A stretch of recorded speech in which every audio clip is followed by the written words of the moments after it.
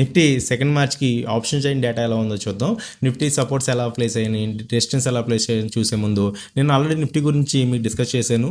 Supports 25,400 దగ్గర కానీ break down అవుతే పడుతుంది అని చెప్పి చార్ట్స్లో కూడా డిసెండింగ్ ట్రయాంగిల్ ఫామ్ అయింది.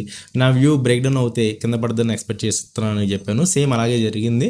25,400 దగ్గర బ్రేక్ అయ్యి ఇవాళ నిఫ్టీ 25,178 దగ్గర క్లోజ్ అయింది.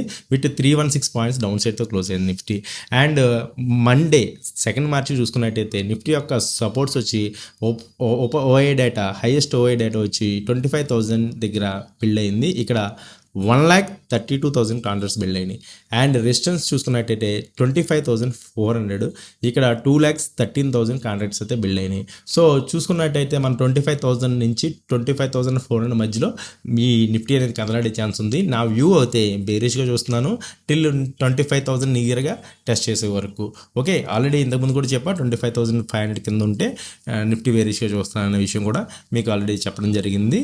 నా వ్యూస్ మీకు నచ్చినట్టయితే నిఫ్టీ అని కామెంట్ చేయండి. ఆప్షన్ చైన్ డేటా రిలేటెడ్గా మరికొన్ని వీడియోస్ డైలీ పోస్ట్ చేస్తానికి నేను ఎప్పుడు రెడీగా ఉంటాను. అండ్ కామెంట్ చేయడం మర్చిపోవద్దు. ఈ వీడియో మీకు ఉపయోగపడుతుంది. ఆప్షన్ బయింగ్ అని సెల్లింగ్ చేసే వాళ్ళకి సేవ్ చేసుకోండి. See you.